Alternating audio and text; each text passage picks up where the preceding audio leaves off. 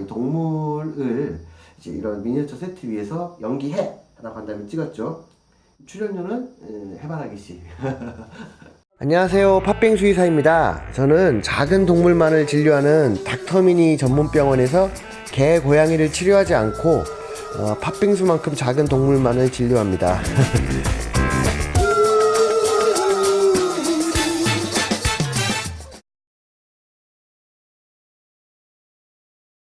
저희 채널의 장점에 대해서 말씀을 드리자면은, 우선 제가 사실은 수의학도 전공했지만 치의학도 전공했어요. 학교를 2번 간 셈이죠.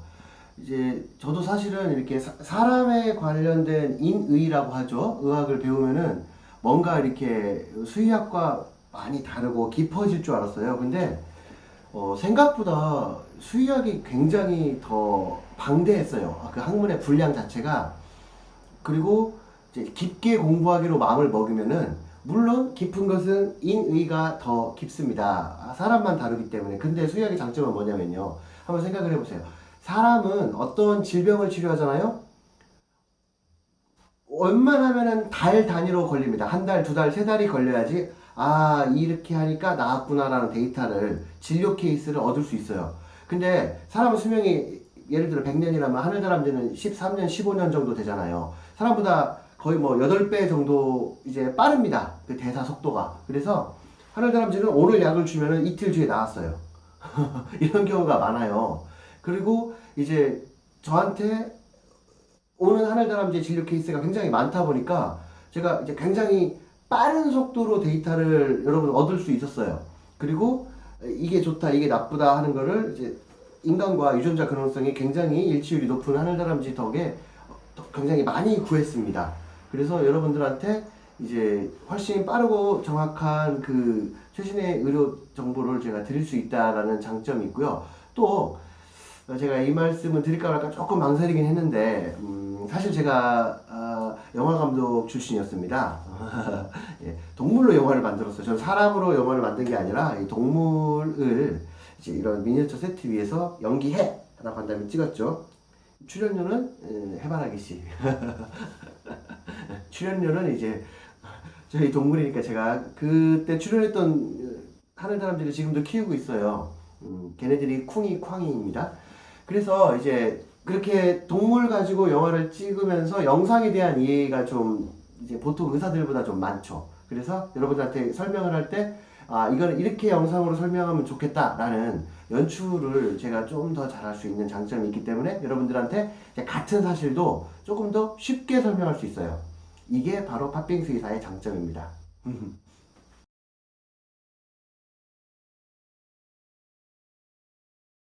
반려동물 채널은 아닙니다. 왜냐면은 여러분 지금 보다시피 제 근처에 동물이 하나도 없죠. 그리고 뭐 이렇게 동물을 만지고 동물은 예쁘다라고 제가 설명을 해드리지도 않아요.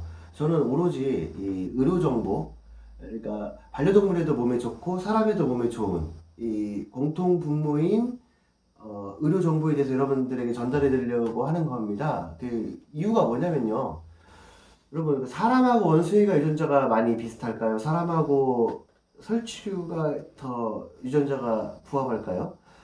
설치류 중에 일부는 99%가 인간과 유전자가 동일합니다. 한마디로 거의 같아요. 뭐 그럼 1% 때문에 인간과 쥐가 갈리느냐? 예, 그렇습니다. 그 1%가 그렇게 중요해요. 어쨌든 사람이 먹어서 몸에 좋은 거는 하늘다람쥐도 몸에 좋고, 사람이 먹어서 병을 치료할 수 있으면 하늘다람쥐도 거의 그대로 적용이 됩니다. 이런 일치율 때문에 이제 하늘다람쥐에 대한 질병 연구를 하면서 저도 사실은 이제 그 약을 제가 먹어요. 이게 제가 가장 좋은 실험체예요. 하늘다람쥐를 치료하기 위해서 제가 먹고 제가 좋으면 하늘다람쥐 급여할 수 있죠. 병을 낫게 할 수도 있고. 저는 이 작업을 이제 10수년 동안 반복을 해왔어요. 그러다 보니까 어떤 걸 먹으면 몸에 좋다라는 거가 이제 사람한테 결과가 나오려면요. 잘 생각해 보세요. 사람한테 결과가 나오려면은 최소한 한 3개월에서 4개월은 먹어야 돼요.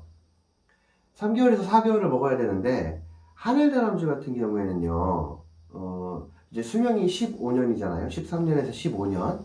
그리고 하루에 한 끼를 먹죠. 그러니까 계산을 해보면은 사람의 한 끼가 하늘다람쥐의 10끼 정도에 필적해요. 왜냐면은 하늘다람쥐는 수명도 짧은데 그만큼 적게 먹으니까 사람은 하루에 3끼를 먹잖아요. 그러니까 어떤 사람의 몸에 좋을까 안 좋을까에 대한 결과가 하늘다람쥐를 연구하다 보면은 10배 많게 10배 빠르게 데이터를 얻을 수가 있어요. 그래서 어떤 질병이 걸렸다. 이제 사람으로 치자면은 구루병이죠. 구루병에 걸렸다. 그러면 사람은 되게 심각한 상황이죠. 하늘다람쥐도 마찬가지예요. 죽어요. 일주일에서 2주일 사이에 죽습니다. MBD에 걸리면은. 그런데 이제 하늘다람쥐 같은 경우에 이걸 어떻게 치료할까를 연구하다 보니까 사람한테도 이게 적용이 되는 거죠. 물론 이제 제가 먼저 제 몸에 실험을 해가지고 결합조직 재생을 어떻게 해야지 하늘다람쥐한테 효과가 있다 이런 걸 제가 알아냈긴 했지만 이런 게 여러분들한테 이제 설명을 해드리면은 여러분들은 이거를 이제 의학 정보로 알아듣고 아 저게 내 몸에 좋겠구나 이렇게 충분히 적용할 수 있고 굉장히 이제 검증이 잘 된 데이터를 저희가 알려드릴 겁니다. 그래서 이 팥빙수의사 채널은 반려동물을 키우는 분들, 특히 하늘다람쥐를 키우는 분들한테는 굉장히 좋은 정보가 될 거예요. 왜냐면은 이 아이들의 이제 식단을 준비하는 데 있어서 어떤 원리를 알게 되니까 굉장히 좋을 겁니다. 근데 그렇지 않더라도 여러분들이 아 저런 원리가 있었구나라고 여기서 배워가시면은 집에서 오늘 당장 여러분들의 저녁밥, 아침밥, 점심밥을 준비할 수 있다는 거죠. 그러면은 굉장히 최신의 정확한 정보를 여러분들은 알게 됩니다. 그리고 제가 그거를 굉장히 이제 실제 사례를 들어가지고 쉽게 설명해 드리려고 이 채널을 만들었기 때문에 이 채널을 보시면은 여러분들은 아주 정확한 의료 정보를 얻을 수 있게 되실 겁니다.